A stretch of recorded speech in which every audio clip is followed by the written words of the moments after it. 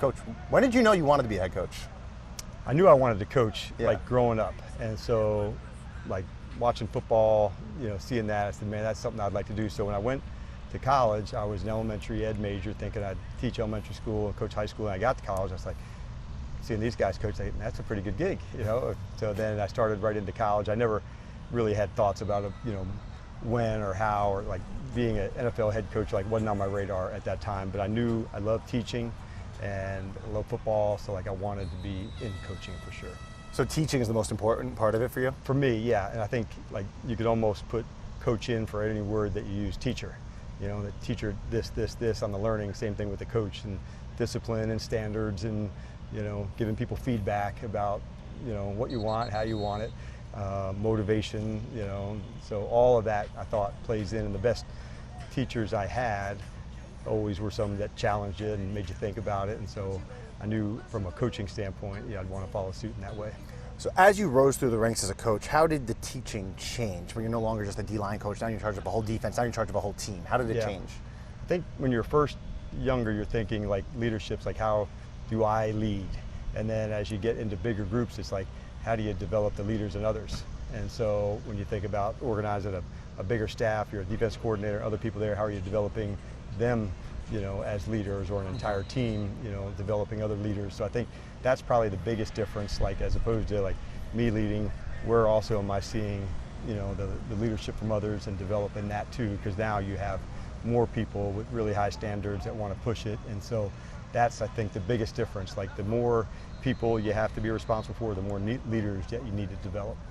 Throughout your career, you've had a lot of success calling plays for a defense. Why don't you do that? I like all parts of calling defenses in the game, the connection with it, but I also know, for me to be at my best, I'm developing, everybody, the coaches, the players, being involved with the game, having insights, for the offense when they're going against the defense. So I've done it both ways, where I've done it, whereas I've, called some defenses there, but I'm at my best to make sure I'm, my North Star is, getting the players and the coaches better. I'm best equipped to do that when there's three coordinators with me. And so that's why I decided to do it that way. Speaking of developing in the coordinator position, it's the nature of the NFL, coordinators come and go for different jobs, whatever reason. But when you're replacing a coordinator, like you bring up David Blau from internally, what goes into finding the guys to go back down on the depth chart of coaching, to find that guy who can maybe be the next guy who you might need to be a coordinator in a few years? Yeah, you want to think of a succession plan, and certainly that was important for me offensively, like you said, my strength on the defensive side. So who was going to be next and who would be one that could take the reins if there was changes and that type of thing. So having a succession plan and who you're developing on your own staff is a big piece of that.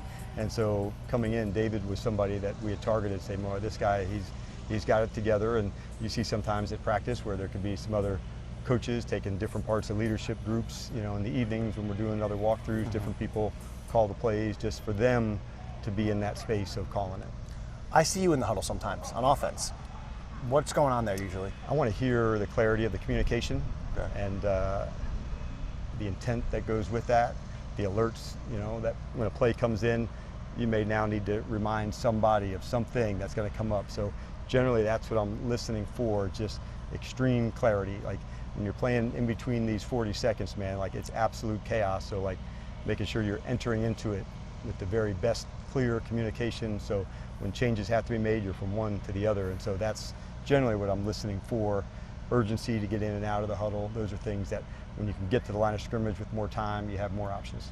On the internet, there, I don't like to look at all of it, but sometimes there's on some deep Commander fan pages, one of the big questions is, why do you have Durante, or the defensive coordinator, on the field as opposed to up in the box? Yeah, it's really, their view, their vision of what they'd like. There could be a time where you want somebody on the field to visit with a certain group, and with him, new defense, new system, it makes sense for him to be on the field to go. I liked it from the box to see everything to where it was at. So it has some, just personal style to it of what you'd like. But it also has to be, their flavor too, and who they need to see and how do they need to communicate with them. So I push in certain ways, but at the end, I also want them to have the freedom to, be in the best spot to do their thing, at the highest level. As camp wraps up, you said, this was going to be the most competitive camp. You look back at it now, Is that what you think? It certainly is for our time here, there's no doubt about it. This is our third camp together here. The situations, the moments that we put the coaches, the players into tough spots, extended drives. I put them into a lot of tough spots to see how they'd respond, how they'd fight through it, and I've been pleased with that. They came in fantastic shape, and so now putting people in different spots, different locations, how they'd respond, it has been that, but more than anything, I'd love to see their response, to when I throw some adversity in on the day. That's when okay, they're like, bring it on, I'm ready for that. From my eye on the sideline, this seems like this 53 cut down on Sunday is one of the tougher ones that I've seen in teams I've covered. This last week, how important is it for you? What are you looking for this final week to make those final decisions? Yeah, it's a super challenging week. The first part of it is a lot of fun. We have a joint practice against Baltimore, which as coaches, we love joint practices. Different matchups, different looks, different schemes, different players. The preseason games you guys get to see and the fans get to see, and they're fun too, but the practices for the coaches, it's awesome to see different guys. Then at the end of that, through the game and then over the weekend, it's not just what happened this week. And so you want to have markers along the way of what depth chart's moving, who's there, who's out, who are the best people for what we need. And that's the selection of the team's an ongoing process. But Adam and his staff have done an excellent job of putting together a strong roster. We knew going in there would be some position battles that are really strong, and the best teams I've been a part of had players that were, whether they weren't here, elsewhere, and so we take a lot of pride in that to make sure that they're getting the looks, to make sure if they're not here, they're going to play somewhere, and that's important. At the center position, I mean, there's a chance that you're going to have a guy there that doesn't have a lot of NFL experience. How can you compensate for that? I think you just try to make as many of the scenarios here as competitive and stress-related as we can. Let's face it, all of us have had jobs that we had to go into that spot and you were nervous and not ready and you figured it out. And that happens at quarterback 2 years ago with Jaden and all sorts of spots. So it's a natural part of it, but you want to see players as they're developing, and Julian and Matt have done a good job through this camp, prepared, ready, execution, going through it. Like, you've been at a lot of the practices and we've had some good tough battles, and so the groups that we put out there, they're ready to play.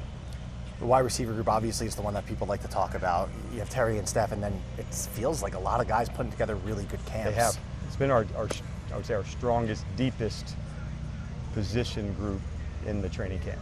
So then what goes into that decision on Sunday? A lot, and it's like the ongoing part of it from all the way through from when we started to now, and you go through metrics of routes and catches and targets and what are they doing, and how clean are they, and mistakes or not, and so those are all part of it. Certainly the games and the practices help too, but we've done a lot of one-on-ones, a lot of competitive moments, so we've got plenty of tape to look at, and there's some really difficult choices, not just at receiver, but a number of spots, and that's exactly the type of tough camp that you want. This is going to be a hard team to make, and that makes a very competitive team. Was there a moment in your career that you remember going into this last week of camp or before cuts or whenever it was on any level where someone changed your mind? I don't know if it's the last game, but I love seeing people laying everything on the line. And so I can remember my first NFL training camp was at the 49ers 25 years ago, and just seeing the importance of that last piece, because this week there's some players that are on the roster.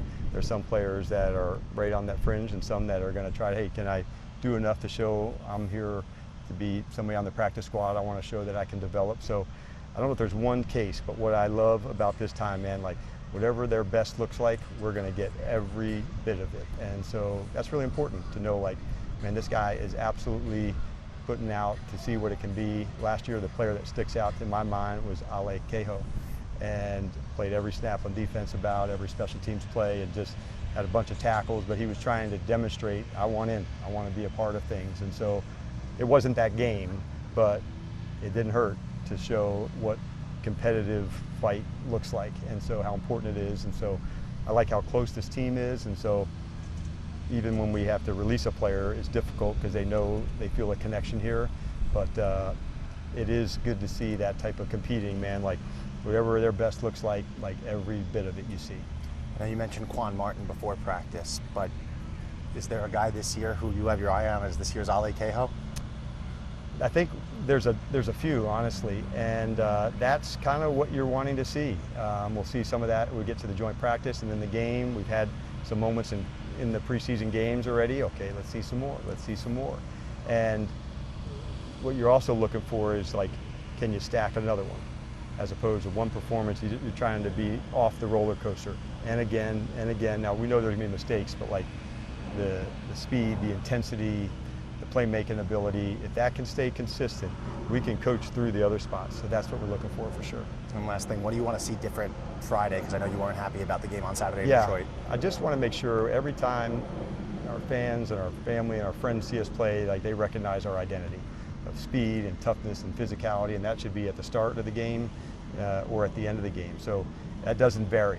The level of play might, based on, you know, the first team starter or a guy who's, you know, practice squad developmental, but the standard of, like, going hard and battling for it, that should always, you know, be something that we see. So that's what I always want to make sure, man, like, our identity stays intact of what we're going to do.